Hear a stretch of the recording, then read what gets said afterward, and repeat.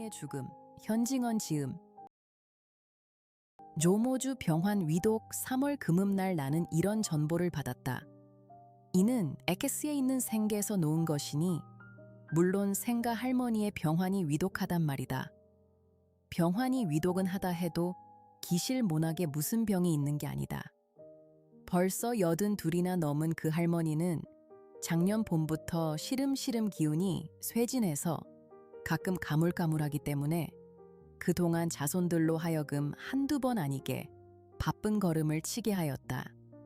그 할머니의 5년 맏인 양조모는 갑자기 울기 시작하였다. 아이고, 이승에서는 다시 못 보겠다. 동서라도 의로 말하면 친형제나 다름이 없었다. 60년을 하루같이 어디 뜻 한번 거실러 보았을까. 연해연방 이런 넋두리를 섞어가며 양조모는 울었다. 운다 하여도 눈 가장자리가 붉어지고 목소리가 떨릴 뿐이었다. 워낙 연만한 그는 제법 울음답게 울 근력조차 없었다. 그래도 그 할머니는 팔자가 좋으시다. 자손이 늘은 듯하고 아이고. 끝으로 이런 말을 하며 울음이 한숨으로 변하였다. 자지가 너무 수한 까닭으로 외동자들을 앞세워 원이 되고 한이 되어 노상 자기의 생을 저주하는 그는 아들이 둘 본래 셋이더니 그 중에 중부가 일찍이 돌아갔다. 직손자가 8이나 되는 그 할머니를 언제든지 부러워하였다. 지금 돌아가시면 호상이지. 아드님이 백발이 허연데 라고 양모도 맞방망이를 치며 눈을 멍하게 뜬다. 나도 과연 그렇기도 하겠다 싶었다. 나는 그날 엑스카로 엑스카를 향하고 떠났다. 새로 석점이 지나 기차를 내린 나는 벌써 돌아가시지나 않았다고 염려를 맞이 않으며 캄캄한 좁은 골목을 돌아들어 생가의 삽작 가까이 다다를 제 곡성이 나는 듯하여 마음이 조마조마하였다. 하건만 다행히 그 불길한 소리가 들리지 않았다. 삽작은 빠끔히 열려 있었다. 마당에 들어서니 추녀 끝에 달린 그을음 앉은 궤등이 간반밖에 아니 되는 마루와 좁직한 뜰을 쓸쓸하게 비추고 있었다. 우물둑과 장독간의 사이에 위는 거적으로 덮고 양가는 사짜리로 두른 울막을 보고 나는 가슴이 덜컥하고 내려앉았다. 상청이 아닌가. 그러나 나는 어림의 짐작은 틀리었다. 마루에 올라선 내가 안방 아랫방에서 뛰어나온 잠 못 잔 피로한 얼굴들에게 이끌리어 할머니의 거처하는 단칸 건넌방으로 들어가니 할머니는 깔아진 듯이 아랫목에 누웠으되 오히려 숨은 붙어 있었다. 그 앞에 앉은 나를 생선의 그것 같은 흐릿한 눈자위로 의아롭게 바라본다. 얘가 누구입니까? 너머니 얘기 누구입니까?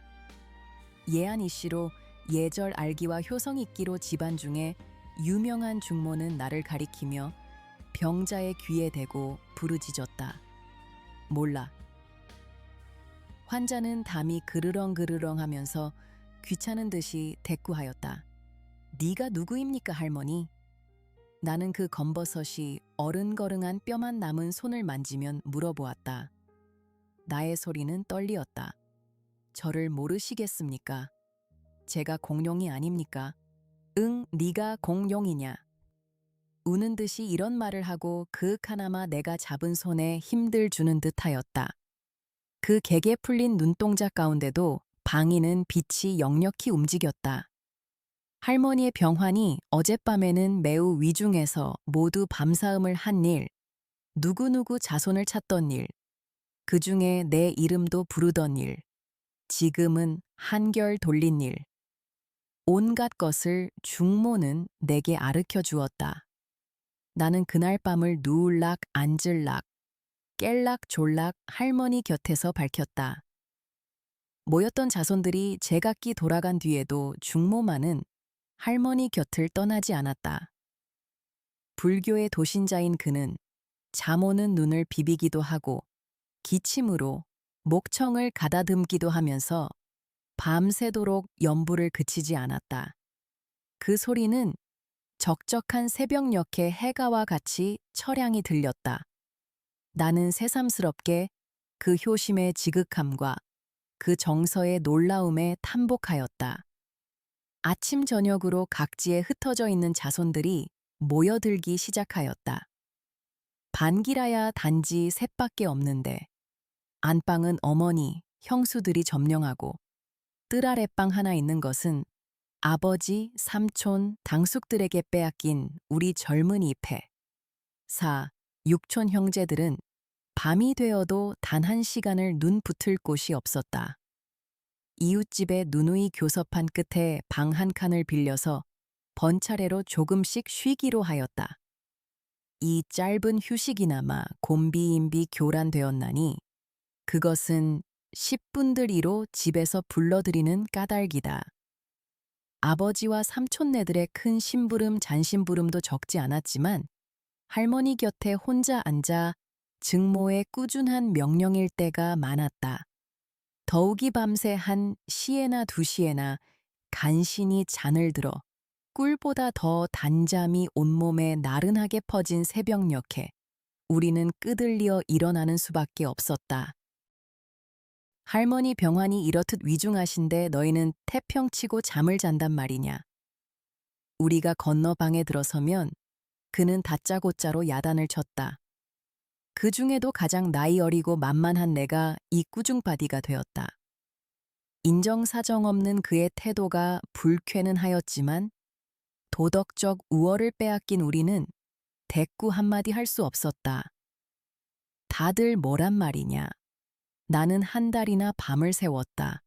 며칠들이나 된다고. 졸음 오는 눈을 비비는 우리를 보고 그는 자랑스럽게 또 이런 꾸중도 하였다. 놀라운 효성을 부리는 게 도무지 우리 야단칠 미천을 장만하는 개로구나. 나는 속으로 꿀꺽꿀꺽하며 이런 생각을 하였다. 한 번은 또 그의 명령으로 우리는 건넌방에 모여들었다. 그 방문은 여러 젖히었는데 문지방 위에 할머니의 지팡이가 놓이고 그 밑에 또 신으시던 신이 놓여 있었다. 방안 할머니의 머리맡에는 다란이가 걸려 있다. 할머니가 운명을 하시나 보다. 우리는 번개같이 이런 생각을 하며 할머니 곁으로 다가들었다. 그는 담을 그르렁거리며 혼혼히 누워 있었다. 중모는 흐르는 눈물을 걷잡지 못하며 그의 귀에 들이대고 울음소리로 아미타불과 지장보살을 구슬프게 부르짖고 있었다. 한동안 엄숙한 긴장이 여기 있었다. 모두 같은 일을 기대하면서 10분, 20분, 환자의 신상에는 아무 별증이 나타나지 않았다. 아마 잠이 드신 모양입니다. 이윽고 아버지가 이 긴장한 침묵을 깨뜨렸다.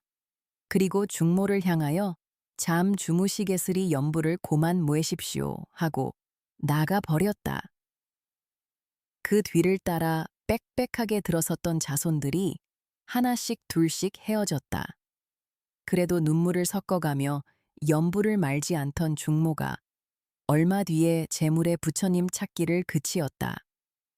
그리고 끝끝내 남아있던 나에게 할머니가 중부가 왔다고 하던 일, 자기를 데리고 교군이 왔다던 일, 중모의 손을 비틀며 어서 가자고 야단을 치던 일을 이야기하였다. 그러다가 숨구멍에서 무엇이 꿀꺽하더니 그만 저렇게 정신을 잃으신 것을 설명해 듣기였다. 그날 저녁 때에 할머니는 여상이 깨어나셨다. 이런 일이 한두 번이 아니었다. 몇 번이나 신과 지팡이가 놓였다 치였다. 다란이가 벽에 걸리었다 떼었다 하였다. 그러는 동안에 자손의 얼굴은 자꾸자꾸 축이 나가였다. 말하기는 안 되었지만 모두 불언중에 할머니의 하루바삐 끝장나기를 기다리고 있었다. 관조차 맞추어서 7까지 먹여놓았다. 내가 처음 오던 날 상청이 아닌가고 놀래던 그 울막도 이 관을 놓아두려는 의직간이었다.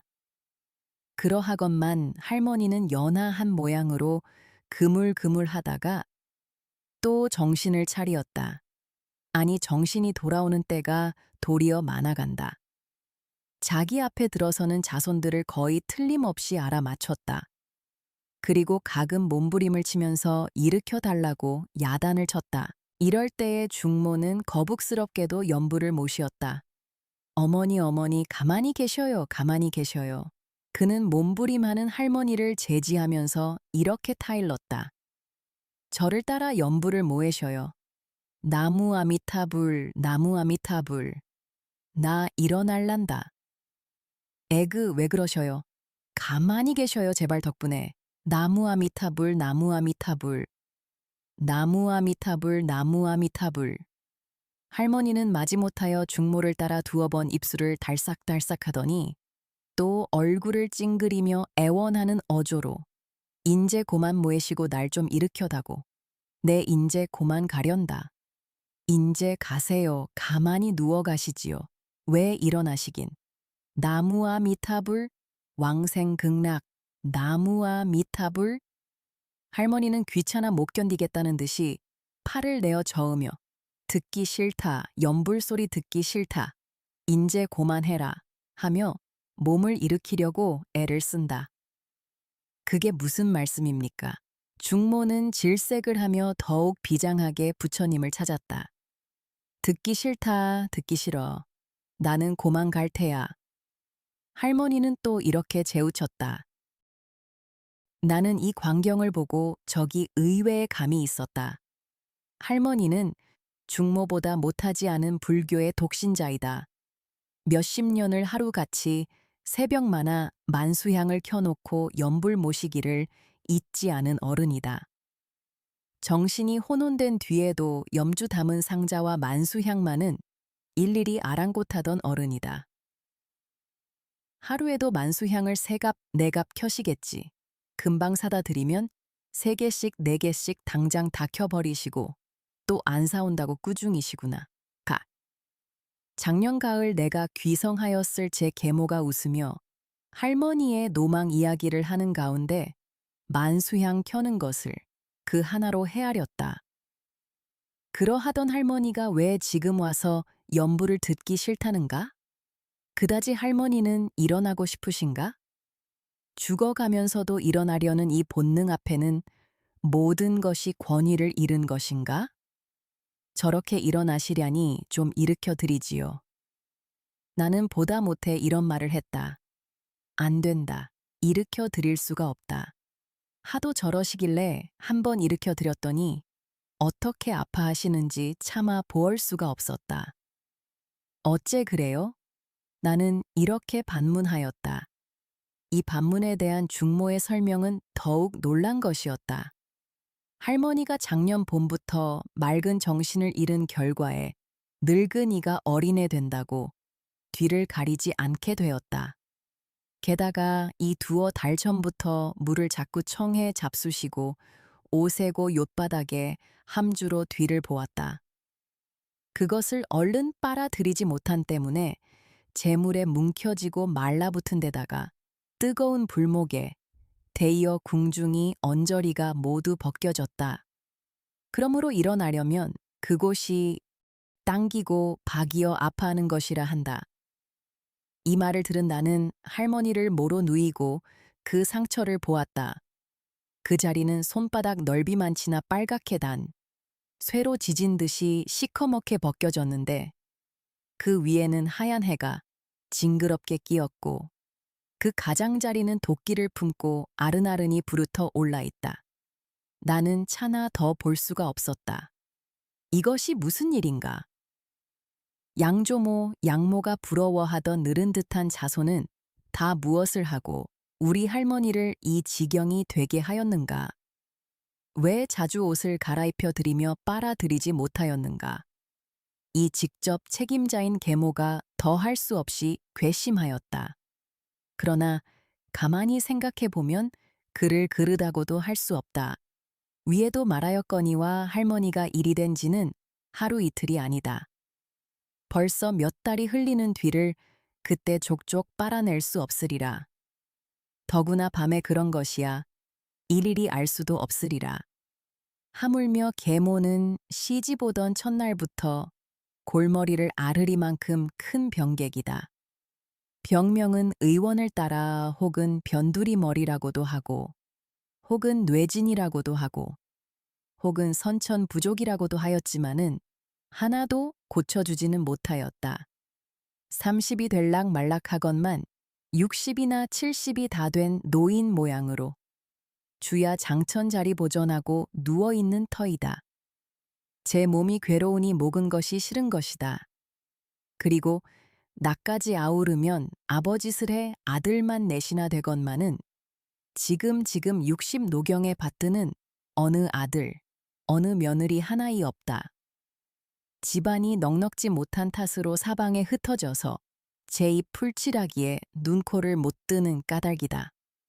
이 책 일을 누구에게 돌릴까 나는 알 수가 없었다.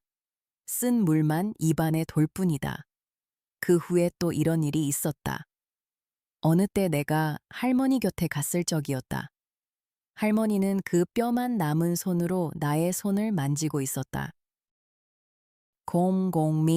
공잉에. 할머니는 문득 나를 불렀다. 인제는 다시 못 보겠다. 인제는 다시 못 보겠다.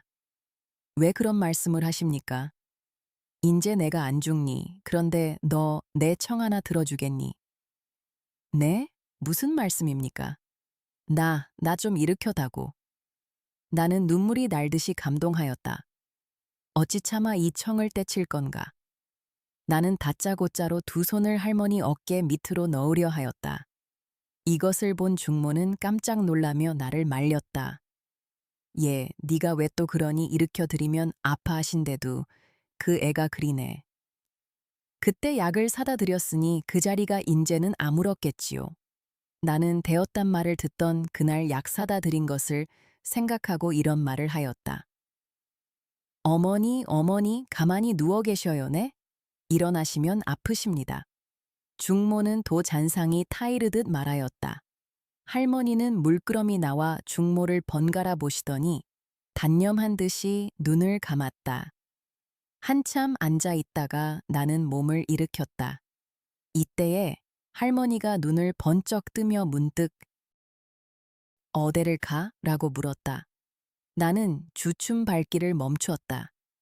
할머니는 퀭한 눈으로 이윽고 나를 쳐다보더니 무엇을 잡을 듯이 손을 내어 저으며 우는 듯한 소리로 서방님, 제발 나를 좀 일으켜 주십시오. 서방님, 제발 나를 좀 일으켜 주십시오. 라고 부르짖었다. 에그머니, 그게 무슨 말입니까?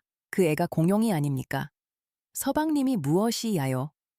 중모는 바싹 할머니에게 다가들며 애처롭게 아르켜드렸다. 이때 마침 할머니가 잡수실배 즙을 가지고 들어오던 둘째 형수가 무슨 구경거리나 생긴 듯이 안방을 향하고 외쳤다. 에그, 할머니 좀 보아요. 서울 아우님더러 서방님, 서방님 하십니다. 이 외침을 듣고 자부들은 모여들었다. 그들의 눈은 호기심에 번쩍이고 있었다. 나는 또 할머니의 청을 물리칠 수는 없었다. 그것이 어떻나 나쁜 영향을 초치할지라도 아니 일으켜 드릴 수 없었다. 그러나 할머니는 요 바닥 위로 반자를 떠나지 못하여 아야야, 에이 라고 외마디 소리를 쳤다. 나는 얼른 들어올리던 손을 뺄 수밖에 없었다. 다시금 눕기 싫어 하던 요 위에 누운 뒤에도 할머니는 앓기를 말지 않았다. 적지 아니한 꾸중을 모시었다. 이윽고 조금 진정이 되더니만 또 팔을 내저으며 기를 쓰고 가슴을 덮은 이불자락을 자꾸자꾸 밀어내리었다. 감기나 들까 염려하는 중모는 그것을 꾸준히 도로 집어 올렸다. 할머니는 손을 내어 밀더니 이번에는 내 조끼 단추를 붙잡아 당기었다. 왜 이리 하십니까? 단추를 빼란 말씀입니까? 할머니는 고개를 끄덕이었다. 끄덕였다 하여도 끄덕이려는 의사를 보였을 뿐이었다. 나는 단추 한 개를 빼었다. 그래도 할머니는 자꾸 쪼기에 단추와 씨름을 말지 아니하였다. 나는 단추를 낱낱이 빼는 수밖에 없었다. 그리고 나니 그는 또 옷고름과 실랑이를 시작하였다. 옷고름을 끌을까요? 응. 나는 옷고름을 끌렀다. 끌은 뒤에 할머니는 또 소매를 잡아당기었다. 왜 이리 하셔요? 벗어라. 답답치 않니? 여기저기서 물어 멈추려고 애쓰는 웃음이 키키하였다. 나는 경멸과 모욕의 시선을 그들에게 던졌다. 자기가 얼마나 답답하고 갑갑하길래 남의 단추 끼운 것과 옷고름 맨 것과 저고리 입은 것조차 답답해 보일 것이랴. 여기는 쓰디쓴 눈물과 살을 더미는 슬픔이 있어야 하겠거늘. 이 기막힌 광경을 조소로 맞아야 옳을까? 나는 곧 그들에게 침이라도 뱉고 싶었다. 하드에 나의 마음을 냉정하게 살펴본즉 슬프다. 내게는 그들을 모욕할 권리가 없었다. 형수들 앞에서 앞가슴을 줄어 젖이라는 할머니가 민망스럽기도 하고 딱하기도 하였다. 환자를 가엾다고 생각하면서도 나의 속 어딘인지 웃음이 움직인 것은 부정할 수 없는 사실이었다. 더구나 내가 젊은이 패가 모은 이웃집 방에 들어갔을 제 무슨 재미스러운 일이나 보고 온 사람 모양으로 득의양양이 이 이야기를 하고서 허리를 분질렀다. 이데이. 거기에서는 할머니의 병세에 대하여 의논이 분분하였다. 그들은 하나도 한가한 이가 없었다. 혹은 변호사, 혹은 은행원, 혹은 회사원으로 다 무한년하고 있을 수 없는 형평이었다.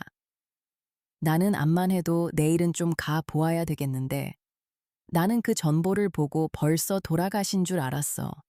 올 때에 친구들이 북폰이 뭐니 부위를 주길래 아직 돌아가시지도 않았는데 이게 웬일이냐 하니까 그 사람들 말이 돌아가셔도 자손들에게 그렇게 전보를 놓으니 하대 그려.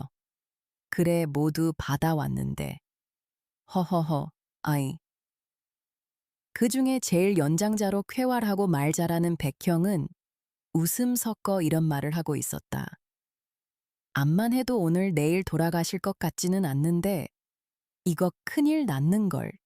가는 수도 없고 따는 곳 돌아가실 것 같지는 않아. 은행원으로 있는 육초는 이렇게 맞방망이를 쳤다. 의사를 불러서 진단을 해보는 것이 어떨까요? 부산 방직 회사에 다니는 사촌이 이런 제의를 하였다. 옳지 참 그래 보아야 되겠군. 아버지께 이 사연을 아뢰었다. 시방 그물그물 하시지 않나? 그러면 하여간 의원을 좀 불러올까? 의원은 아버지와 절친한 김주부 쿰를 청해 오기로 하였다. 갓을 쓴 그 의원은 얼마 아니 되어 미륵 같은 몸뚱이를 환자방에 나타내었다.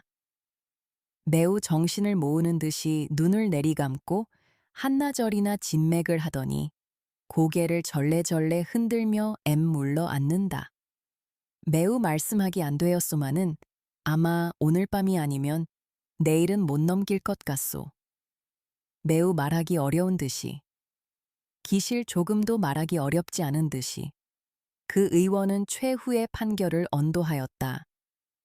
글쎄 그래 워낙 노쇠하여서 오래 부지를 하실 수 없지. 그러면 그렇지 하는 얼굴로 아버지는 맞방망이를 쳤다. 가려던 자손은 또 붙잡히었다. 그러나 할머니는 그날 저녁부터 한결 돌리었다.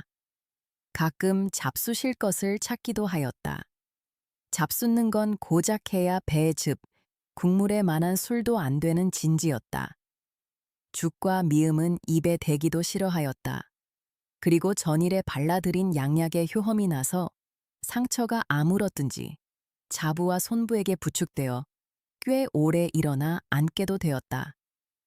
그 이튿날이 무사히 지나가자 한의의 무지를 비소하고 다른 것은 몰라도 환자의 수명이 어느 때까지 계속될 시간 아는데 들어서는 양의가 나으리라는 우리 젊은 패의 주장에 의하여 XX 의원 원장으로 있는 천엽 의학사를 불러오게 되었다.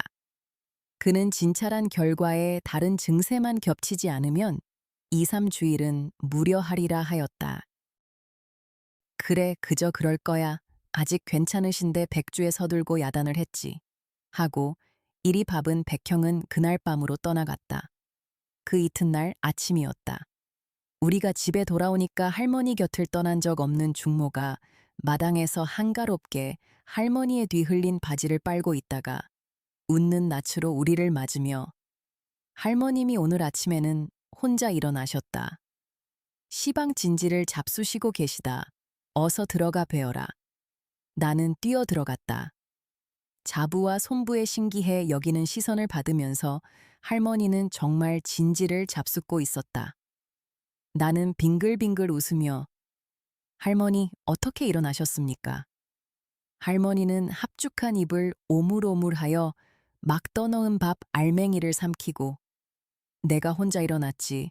어떻게 일어나긴. 흉악한 놈들. 암만 일으켜 달라니 어대 일으켜 주어야지. 인제 나 혼자라도 일어난다. 하며 자랑스럽게 대답하였다. 어제 의원이 왔지요. 인제 할머니가 곧 나으신대요. 정말 낫겠다고 하든 응? 하고 검버섯 핀 주름을 밀며 흔연한 웃음의 그림자가 오래간만에 그의 볼을 스쳤다. 나의 눈엔 어쩐지 눈물이 핑 돌았다. 그날 밤 차로 모였던 자손들은 제각기 흩어졌다. 나도 그날 밤에 서울로 올라왔다. 어느 아름다운 봄날이었다. 말갛게 개인 하늘은 구름 한 점도 없고 아른아른한 아지랑이가 그 하늘거리는 깊오리로 봄 비단을 짜내는 어느 아름다운 봄날이었다. 나는 깨끗하게 춘복을 차리고 친구 몇몇과 우이동 앵화 구경을 막 나가려던 때이었다. 이때에 뜻아니 한 전보 한 장이 닥치었다. 오전 3시 조모주 별세.